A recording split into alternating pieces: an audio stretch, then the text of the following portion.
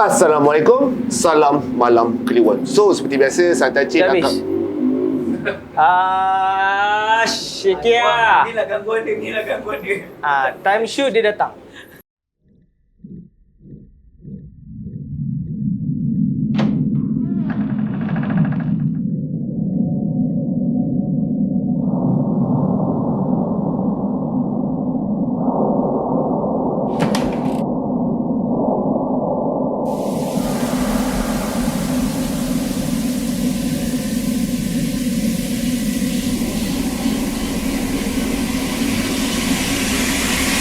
لو أنزلنا هذا القرآن على جبل لرأيته خاشعا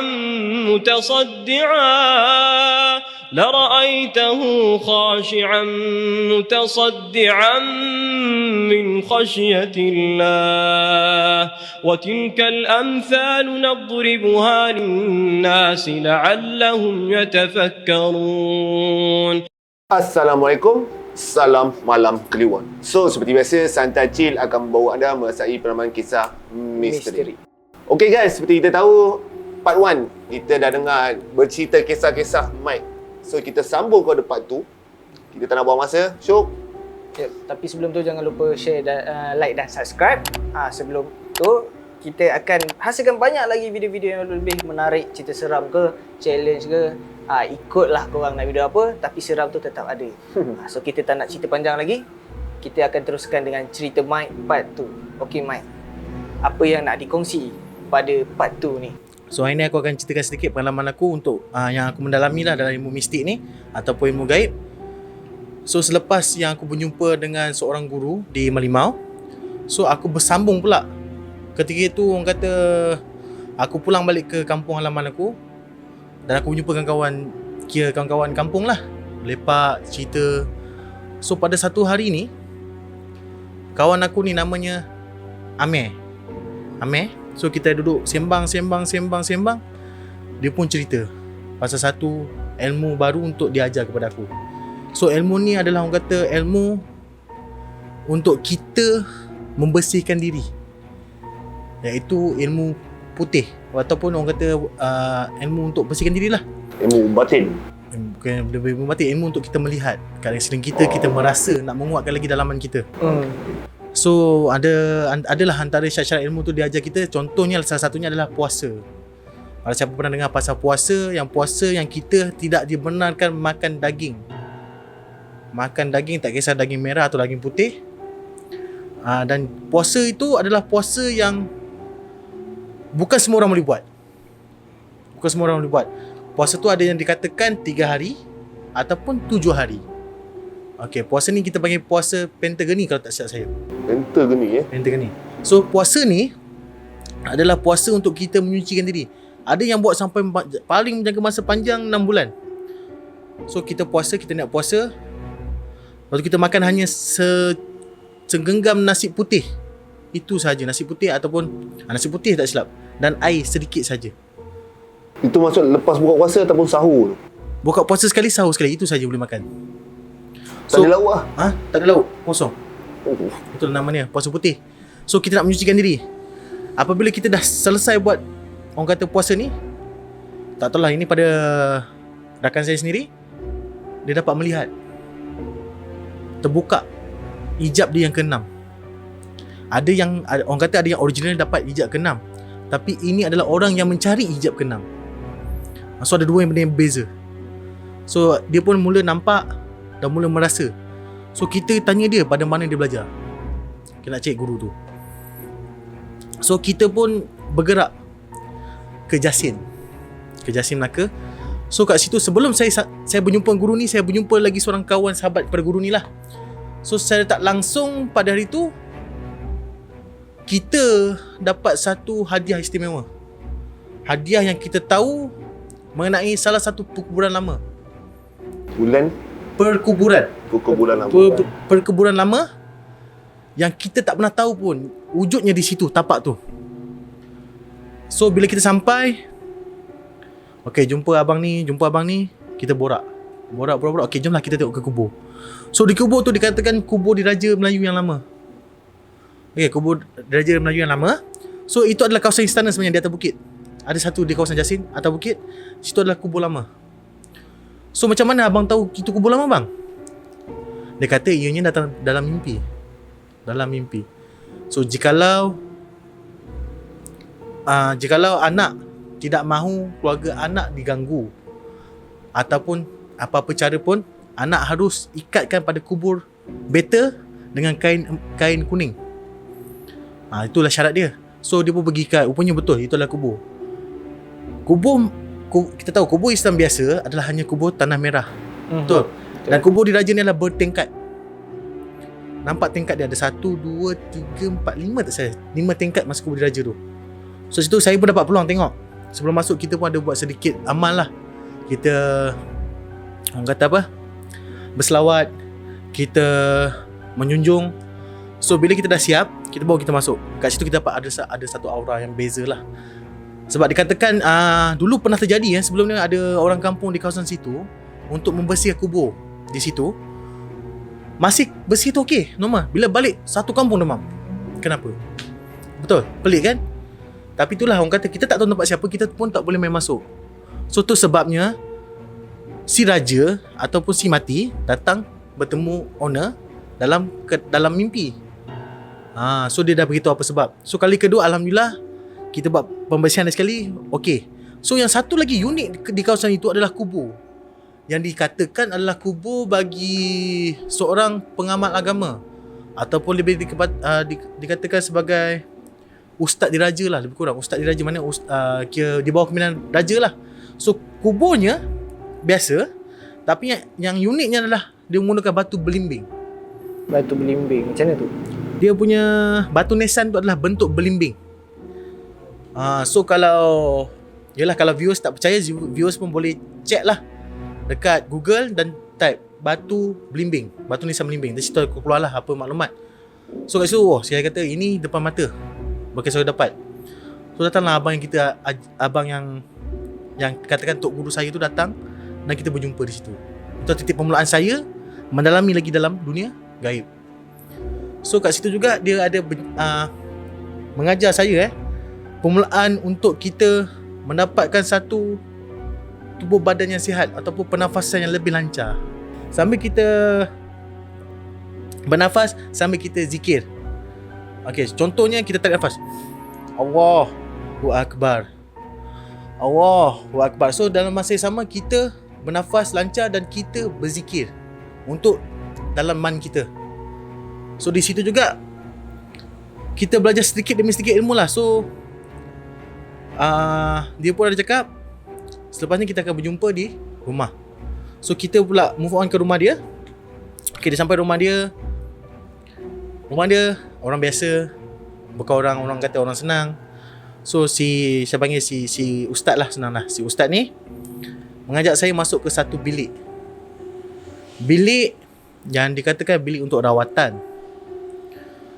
Bagi saya bilik tu, dalam keadaan bilik tu ada satu bilik yang bagi saya biasa. Tapi bila masuk ke dalam, kita akan dapatkan rasa aura. Aura tu maknanya bukan aura pada orangnya, aura pada barang-barang lamanya yang dikoleksikan. Contohnya adalah seperti keris, lembing lama, batu-batu cincin ada di atas permukaan, macam-macam jenis. Taring rimau ada. Tengoklah bergantung pada ni lah. So pada minyak-minyak pengasih tadi pun ada. So kat situlah kita belajar slow-slow ilmu ni. Tapi jangan risau, apa yang saya belajar dengan dia bukan benda-benda yang salah, benda-benda yang orang kata syirik, benda-benda yang kurafat, bukan. Sebabkan apa yang saya belajar dengan dia, kita menggunakan intipati ayat-ayat Al-Quran. Contohnya, okay, dia bagi saya duduk, okay, kita bawa pengenalan, kita buka zikir Allah. So kita dibagikan satu tasbih dan kita berzikir bersama dia. Itu sikit, 100% lah. Zikir. Contoh, adik nampaknya adik dah boleh zikir. So abang hadiahkan satu zikir daripada abang kepada adik, supaya adik amalkan zikir itu untuk dalaman adik. Contohlah, okay, kita akan buat satu, orang kata, hijab kabul. Ijab kabul ni adalah antara pemberi ilmu kepada penerima ilmu. Okay, kita akan duduk menghadap dia. Kita akan salam. Masa salam tu dia akan baca ayat-ayat suci Al-Quran yang dia kata akan kuserahkan zikir subhanallah, contoh subhanallah kepadamu dan kamu mengamalkannya untuk orang kata memberi kamu semangat, memberi kamu kekuatan, memberi kamu ketenangan. Sebab zikir kan, kita ni manusia tak boleh kata kita nak buat satu kerja pun tak mampu, apatah lagi nak menghadap 10 kerja. Macam zikir juga, kalau kita tak dapat fokus yang satu, macam mana kita nak fokus yang lain? So dia kata kita amalkan satu persatu. Itu tujuan dia. So kita pun dia serahkan subhanallah kat kita zikir. Sejak saya mengamalkan lah, dalam masa seminggu saya jumpa dia, kita mengamal. Amal zikir tu, alhamdulillah, kita nampak kehidupan kita lebih teratur, lebih tenang. So kita nak buat sesuatu, orang kata keputusan, sesuatu idea ke apa ke, membantu. Sebab benda ni semua kuasa pada Allah kan. So kita lebih mudah lah. So balik kepada sana tadi, setelah saya orang kata mendalami ilmu dalam masa satu tempoh yang agak lama, so kita akan diijabkan lagi satu ilmu, insya-Allah lah, ilmu untuk membantu orang. Dan saya pun dah diijab kabul, dan orang kata dah dia beri pertauliahan supaya saya lebih kata yakin lah untuk membantu orang. Setakat ni alhamdulillah saya dah menolong beberapa kawan-kawan saya yang terdekat lah, untuk kita kata untuk menghindarkan, menghalau lah benda-benda yang tak baik ni. Contohnya salah satu kedai lah di Sungai Udang. So kedai dia sebelum tu dia ada video call pada kawan saya. Kita video call. Tiba member tergerak. Mike, tengok jap. Lain macam lah kedai. Lain macam. So kita tengok. Ya Allah, Meng, kau tunjuk sikit corner tu. Dia tunjuk. Kedai kau ni gelap. Kenapa kita kata gelap? Okey, kalau ikutkan logik akal, kalau siapa yang menengok menonton rancangan-rancangan supernatural apa, gangguan pada kamera adalah memang biasa. Betul, bila kita record, kita nampak kabur, tarik. Memang perasan. Cuba tengok. Betul lah, kat sudut tu. Di kedai ada sudut tu, ada kawasan paling hitam, paling gelap. So dia pun ada ceritakan, dulu ada seorang gadis bekerja di situ dan sering mendapat gangguan. Contohnya pada waktu malam tengah duduk, tiba-tiba ada orang tepuk dengan orang budak-budak gelak-gelak berlari. So kita pun macam okay. So saya dengan kawan, kita pun ambil keputusan untuk pergi melihat lah tempat tu dan menolong apa yang patut lah. So pada malam tu kita gerak ke sana, dan saya masuk, pertama saya akan tengok pada sudut itu. Okay, sudut tu memang suram.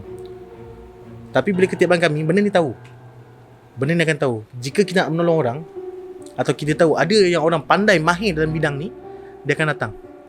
So dia akan lari ke belakang. So kita duduk, okay. So kita tanya owner, apa yang terjadi sebenarnya kat kedai ni? Dia kata sale drop. Dia punya sale drop habis. Lepas tu kedai orang tak nampak, kurang laku, barang tak jalan. So kita faham. So apa yang benda yang kata lagi pelik, ada satu hari tu dia datang kedai, pada waktu siangnya, habis barang kedai jatuh. Habis. Maknanya benda tu dalam CCTV, rakaman CCTV dia, tak tahulah angin ke apa, dia kata tiba pum, jatuh barang dia. Gitu je, tanpa angin. Kedai tutup, seal. Ya, tak logik lah kan. Tak logik lah kan. So kita check satu by satu bilik. Saya pergi check satu, rupanya di belakang. Di belakang tu ada satu tempat tu, dia susun kotak penuh. Kotak sini, satu slot. So kita duduk situ, kita baca, kita ajak borak. Dia pun bagi reaksi yang positif. So bila kita rasa kehadiran dia dekat depan, dekat belakang, kita tahu. Lepas tu saya dan kawan saya, kita pun keluar, kita buat round check. Biasa orang akan buat round check, biasa orang akan tengok dalam rumah je. Saya tak, saya akan tengok kawasan keliling. Kadang-kadang keliling kita tak tahu adakah pada kedai ni ataupun ada orang buat, kita tak tahu, wallahu alam. So kita pusing. Bila sampai belakang kedai, kat situlah rupanya kawasan orang kata hotspot lah. Hotspot atau hot zone bagi benda-benda tu berkumpul. Bagi yang orang kata pembelajar ilmu, dia tak akan tahu. Sebab apa? Kadang-kadang dia melalui, ada yang sixth sense melihat, ada sixth sense yang merasa, ada yang sixth sense gerak hati. So kita lalu, kita akan tahu dia di mana. So kawasan tu memang mampat dengan benda-benda ni. So kita pulang ke kedai balik, kita ke belakang. So kita baca apa yang patut, kan? Kita baca yang patut. Ini semua kita sebagai manusia hanya menggunakan sedikit ilmu Allah. Allah minjam kepada kita. So kita amalkan apa yang patut. Saya start pagar pada pintu dia. Pada pintu dia. Sebelum saya nak pagar tu, banyak kejadian berlaku. Pagar macam ni, pakai garam ke radita? Contoh pagar. Pagar, okey. Pagar banyak jenis pagar. Betul. Dia ada banyak kategori lah. Ada yang orang menggunakan garam kasar. Ada yang menggunakan kacang hijau. Ada yang menggunakan lada hitam. Dan ada yang menggunakan paku. Tengoklah, bergantung pada apa yang nak pagar. Macam aku pagar pakai batu bata. Oh, itu memang. Okay. So kita pun masa tu hanya untuk melihat. Tapi tak apa, kadang-kadang tanpa barang-barang ni pun, insya-Allah, ini kuasa Allah, kita tak tahu. Kita hanya menggunakan melalui dia lah. So saya berada di depan dan kawan saya berada di belakang. Maknanya dia support batin. Saya di depan untuk memagar. So cara saya pagar, kita akan lawan arus lah, biasalah. Lawan arus maksudnya? Lawan arus. So pada contoh pintu. Ni pintu kita akan ambil pada bucu ni. Tarik. Masa tarik itulah dinding gegor belakang, angin. Pada kawasan tu bukan kawasan angin. So kita tahulah. So kita pagar. Kita kata kita yakin je lah. Kita yakin pada Allah. Pagar. Kita pagar. Saya dah settle. Saya kata dengan kawan saya, kemaslah tempat ni. Kemas. Sebab apa benda ni suka tempat yang kotor, tempat yang berselerak, tempat yang tak terurus. Okay, so besoknya dia kemas. Dalam masa seminggu saya jumpa dia balik. Alhamdulillah, sale dia lebih kurang satu hari 500 naik ke 1000. So Alhamdulillah, kita pun bersyukur sebab kita dapat tolong seorang sahabat Melayu kita, Islam kita, untuk berniaga lah. So benda tu adalah buatan orang ataupun memang benda tu kat situ, tu memang kawasan dia? Rasa benda tu kawasan dia.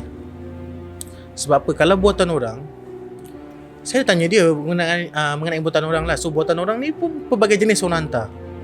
So ada yang dikatakan hantar menggunakan tanah kubur. Betul, tanah kubur. Yang kita tahu lah, melalui santau, melalui adalah diguna sisi lain. Sisinya macam contohnya digantungkan kepala monyet, kepala babi. Tengoklah. Maksudnya gantung depan kedai tu ataupun bukan kita guna kepala monyet yang betul. Kepala monyet alam gaib. So siapa yang akan lalu, contohlah ni terjadi pada keluarga saya sendirilah. Keluarga saya yang kedainya berada di Alai, kedai ikan bakar. So kita pelik. Kawasan situ memang orang kata I think lah the whole Malaysia tahu itu kawasan ikan bakar Melaka yang top. I think lah the whole Malaysia. Sebab apa? Kawasan situ kalau Jumaat Sabtu Ahad confirm pack. So bila saya dulu sebagai seorang penimbang ikan, so saya bekerja di situ. So nak jadikan cerita, pada satu hari kedai sebelah full, semua full. Depan sana full, sini full. Kenapa kedai kita renggang? Tak macam tak ada orang. Customer kita panggil, jemput masuk bang, kita ada ikan ni masak ni, ikan ni masak ni. Dia buat tak tahu dono jalan. Tu kita pelik. Apa jadi kedai? Memang suram kedai. Pada kita ada lebih daripada 50 meja. Kenapa tak boleh penuh? So kita panggil ustaz. Masa tu saya bukan mendalami lagi lah. Kita panggil ustaz. So ustaz tu datang. Ustaz tu pada jauh. Dia kata senang je, mudah je. Kedai awak buatan orang. Kedai awak buatan orang. So apa yang ada di kedai awak, tergantungnya kepala-kepala monyet ni. Bermaksud kedai awak tak ada orang nampak. Maksudnya setiap kali pelanggan tu datang ke kedai tu, dia macam seolah-olah kedai tu nampak tutup lah, macam tu. Ya, macam tutup. So ramai kita dengar customer cakap kan, bang, kedai tak buka ke? Betul. Betul. Buka. Okay. So rupanya ustaz cakap senang, itu adalah orang terdekat awak. Mungkin pekerja awak, mungkin saudara awak. So rupanya, biasalah orang kata Melayu, masuk Melayu ni apa? Hasad dengki. Hasad dengki. So biasalah Melayu tak puas hati dengan Melayu. So dia akan buat apa cara untuk tutupkan perniagaan kita. So alhamdulillah kes tu pun dah selesai. Rupanya ada penanaman benda lah di belakang. Jumpalah. Alhamdulillah orang kata benda ni bukan kuasa dia, ni kuasa Tuhan. Allah tunjukkan apa yang patut. So kita dapat jumpa benda tu. Dia kata benda-benda macam ni, kalau nak katakan sihir ni, kalau nak kata sihir ni pada syaitan, tak mungkin juga. Tahu sebab apa? Kalau Allah kata kun fayakun, maka jadilah. Ini semua kehendak dia. Kadang-kadang nak uji kita dengan benda-benda macam ni lah. Kita tak boleh cakap orang kata benda ni syirik, bukan, no. Tapi dia nak menguji kita. So selepas kedai dia kena, saya sendiri pernah berniaga burger di hospital Putra Melaka. So kedai saya buka macam biasa, buka goreng. Ada satu customer tetap saya juga, bang, kedai tak buka ke? Ya Odik, abang buka pada pukul 6. Abang tengah masak. Bang, saya pukul 8 turun, abang tak ada. Kita ada tengah niaga ni, Dik. Pukul 10 tu. Ya bang, saya lalu tadi kedai abang tutup. Kau biar betul, Dik? Betul. So kau nampak kat situ. So di kawasan saya pun ada lah peniaga lain, tapi kita nak cakap dia buat. Oh alam, ini berkata rezeki masing-masing. So bagi saya bagi sedikit tips lah untuk orang kata, kita bukan nak kata ni, kita nak elokkan kedai kita balik. So antaranya saya akan buka ayat ruqyah. Maknanya ayat ruqyah ni saya akan buka selama seminggu selepas maghrib. Buka lah slow, letak kat tepi, sambil masak burger kita dengar. So alhamdulillah kedai okey. So ada salah satu cara yang saya buat, saya ambil basuhan pertama beras. Okey, beras tu kita basuh. Basuhan pertama tu saya simpan air dia. Air dia saya simpan. So kita akan pergi ke kedai. Di kedai kita ambil satu penjuru dulu. Penjuru kita selawat, kita genjis.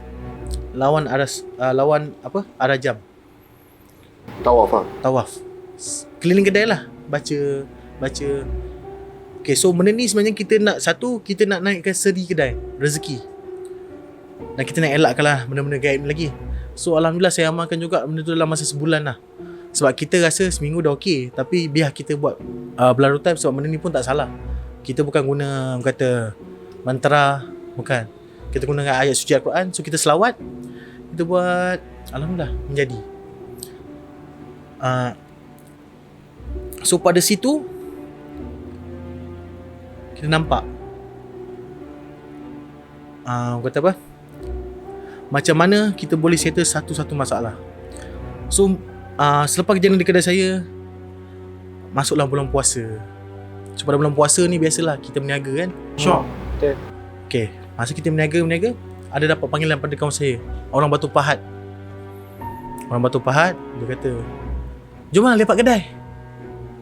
So kita pun fikir, boleh juga, lama tak lepak Batu Pahat. Sebab saya dulu pun kita berniaga kerepek. So kita pun ke Batu Pahat.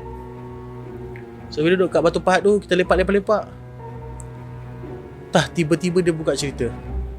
Okay, Mike, kau nampak lagi tak kedai aku? Itulah, aku rasa semacam kedai ni. Semacam. Kenapa? Tak tahulah. Aku owner yang ke berapa tak pasti, mungkin ke-5 atau ke-6 ke-7. Sebelum ni owner ni mana? Semua dah meninggal. So siapa yang sewa kedai itu dia meninggal. Dia meninggal. Ini bukan saya yang cakap, owner kedai.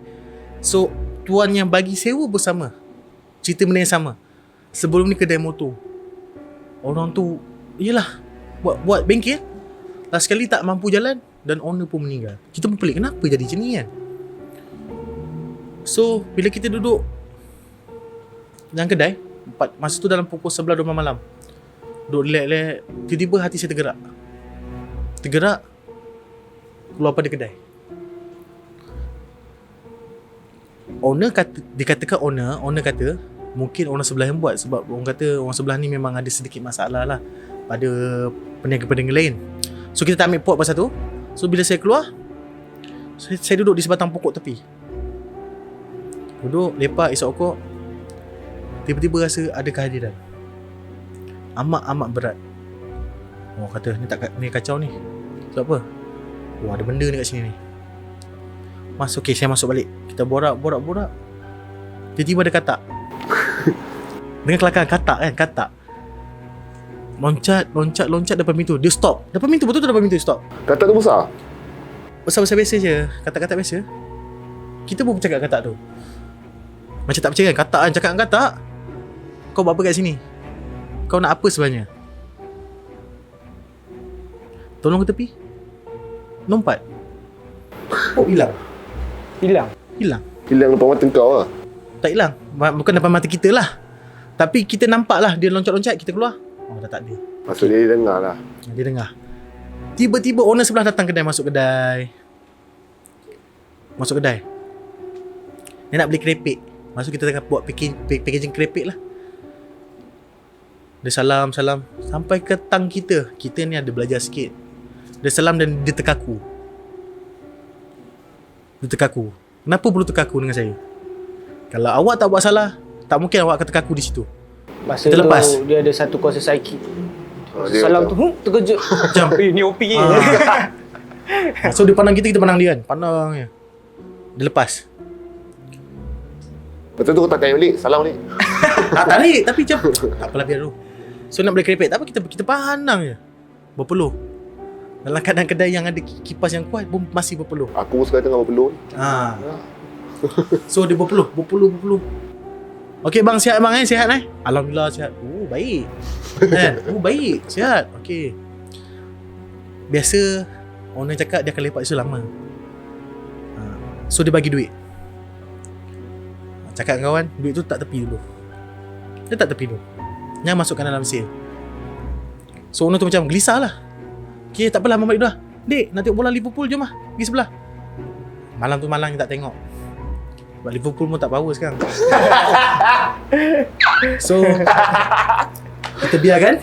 Saya fans MU Okey, sebelum tu kami nak ucapkan terima kasih sebab sokongan anda semua kami dapat capai 20k pada hari ini guys. So sempena tu kami ada keluarkan merch kami lagi sekali sebab hari tu ramai sangat tak dapat. So kali ni kami buka pre-order kali yang kedua. Untuk semua yang mana dah dapatkan tu, boleh dapatkan segera. Limited edition. Okey, sebelum tu kita sambung video tu, kita layan video ni dulu.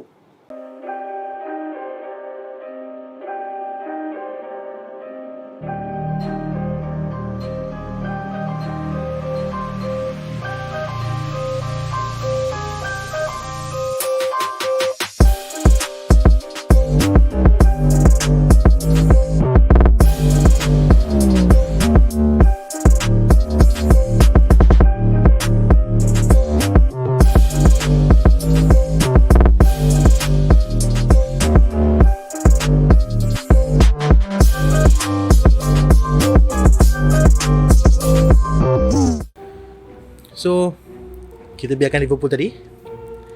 So kita duduk dengan dia. Ni rasa ni orang yang buat kau ni.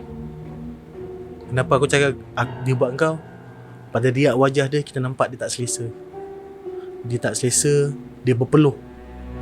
Bila orang mengamalkan benda yang tak elok ni, bila dia jumpa dengan orang yang betul ataupun orang yang pandai, confirm dia akan jadi macam ni.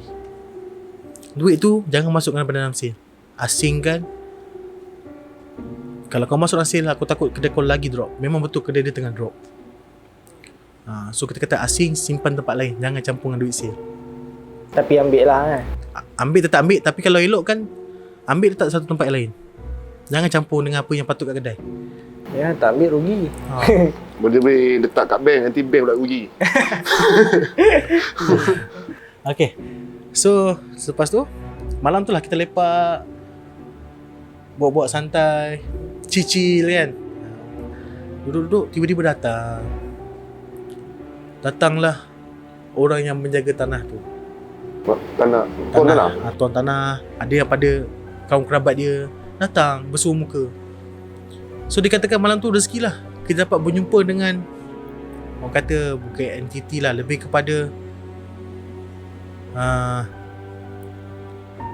bukan roh, lebih kepada kata, orang kata kita panggil apa? Tok Yang. Kodik. Nek Yang kita datang. So tuan tanah ni dia bukan manusia lah. Bukan? Oh, penjaga tanah. Yes. Alam buhib.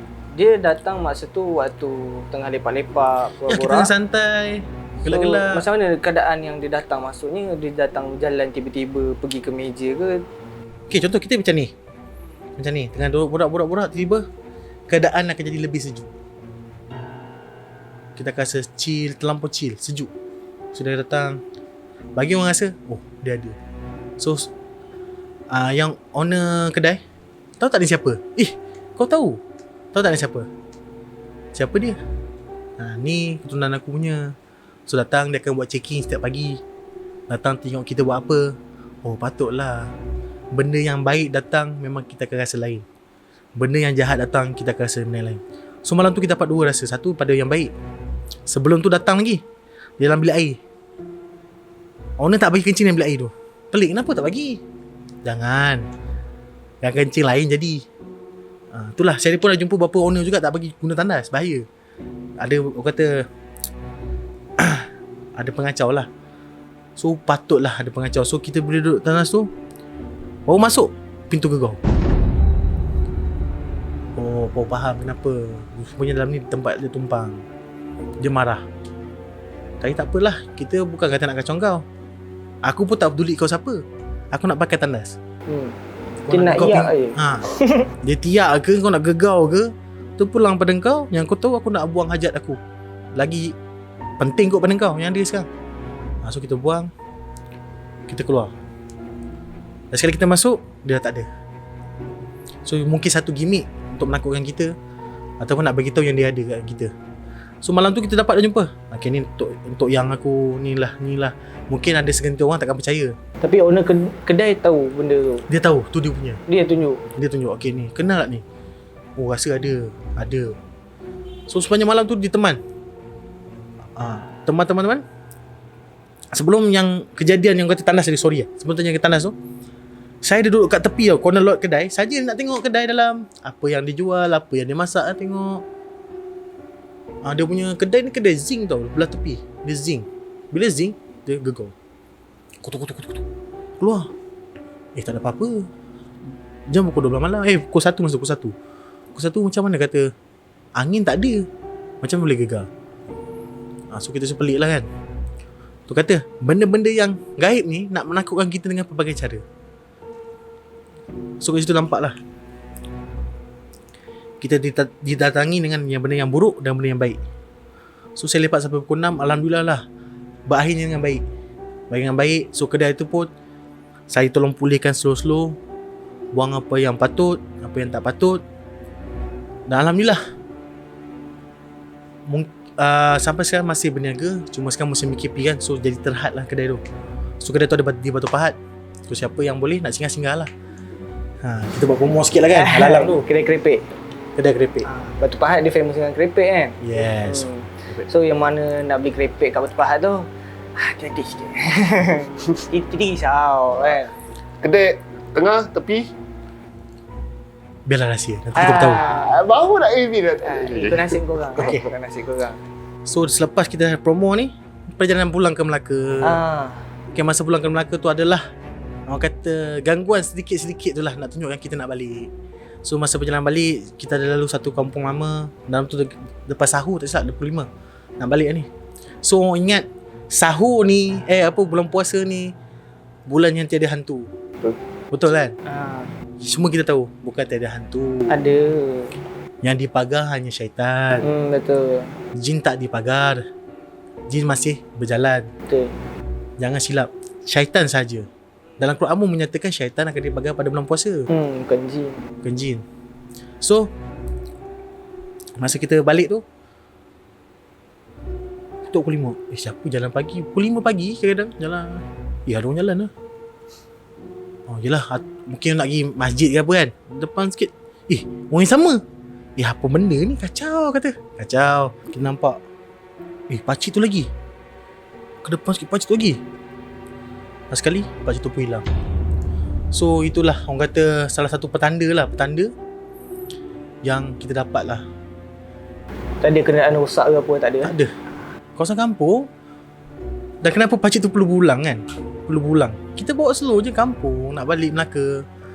So kat situ nampaklah mungkin pakcik ni benda yang baik ataupun nak mengiring kita keluar pada kawasan tu pun wallahu alam. Kita tak tahu. Betul, mungkin.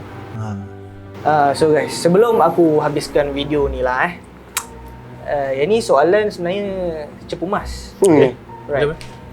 Kalau korang perasan video ni ada cut-cut sikit, banyak sangat editing kan. So macam kita pernah cakap Fiz, dalam ni kita tak tahu siapa yang ada. Betul. Jadi mungkin kau boleh kongsikan apa yang ada kat studio ni. Macam tadi aku rasa kau pun macam nak bagi hint Okay. kan. Kita bagi sikit lah sneak peek Sebab dia orang suruh kita orang cerita. Kita orang tak nak cerita sebab kita orang duduk sini. Bagi orang lain yang duduk sini yang cerita. Okay, boleh, tak ada masalah. Kau Okay. bagi sikit lah, jangan full sangat. Nanti aku takut. Okay, so ingat tak kali pertama video part 1. So sebelum kita shoot kan aku dah cakap dengan korang, peace, badan aku panas. Asal nama aku. Kan? Okay. Ada. Lepas tu aku asyik panapis je. Badan aku pandang kau. So kat situ petanda yang satu. Kat sini kawasan hotspot juga. So masa kita pergi tandas pun, tandas tadi pun kita sebut pasal tandas. So kat tandas pun ada something kat luar. So kita fikir ni tingkat 2 bukan tingkat 1. Kenapa ada orang memati kita tengah kencing? So kat sini pun adalah entiti dia. Ada. Memang ada. So sebelum kita shoot video yang baru ni pun, tadi duduk dah dapat alamat. Tu apa Alamat jauh ke alamat dekat tu? Tengoklah, tengok pada JNT. Jangan Apa jauh-jauh. alamat dia tu? Kita nak tahu. Alamat tu dia nak mengatakan yang dia ada kat sini. Dia So- hadir. Dia hadir. Dia ada. First.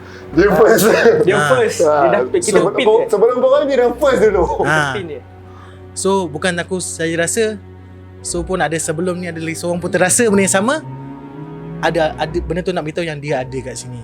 So bila kita tahu dia ada, mungkin kita kena berhati-hatilah dalam berkata-kata. Itu saja. Betul. Okey, senang cerita. Bangunan yang kita orang duduk ni adalah bangunan yang usia dia lebih tua daripada aku. Dan pada aku dia. Tu pada aku. Begitu. Aku rasa korang pun boleh hidup lagi. Bangunan ni dah ada. Dah ada nama. So tak pelik lah benda-benda ni ada. Cuma kita, kau takut orang kita jangan tunjuk kita takut. Kan? Kita ni khalifah lebih daripada dia. Bagi aku, kalau kita share pun tak ada masalah. Jangan kau buat kerja kau, aku kerja aku. Kita ada rezeki nanti kita buat video Dia ada kita dah. punya. Dia ada? Jangan dia tegur, Mike. Kau jangan kau dengan Mike aku sepak. Ada kat sini. Sini. Sini. Disebabkan kita hadir. Beramang guys. Tak bohong. Dia dah hadir guys. Dia dah hadir. So bila kita sebut pasal dia, Dia suka. dia akan datang. Siapa? Oh, dia cerita pasal aku. Aku pun nak masuk kamera. Macam kita pun nak masuk kamera. So kita dapat rasakan dia ada kat sini sebab apa, kita dah tegur kehadiran dia. So benda ni memang ada kat sini. So kita just buat tak tahu dan jangan kacau lah. Biarkan saja. Okay. So jangan lupa share, like dan subscribe. Kalau anda ada kisah untuk dikongsikan, just komen ataupun DM FB ID dan email kami. So guys, jangan lupa follow Santai Chill rapat-rapat guys. Bye-bye.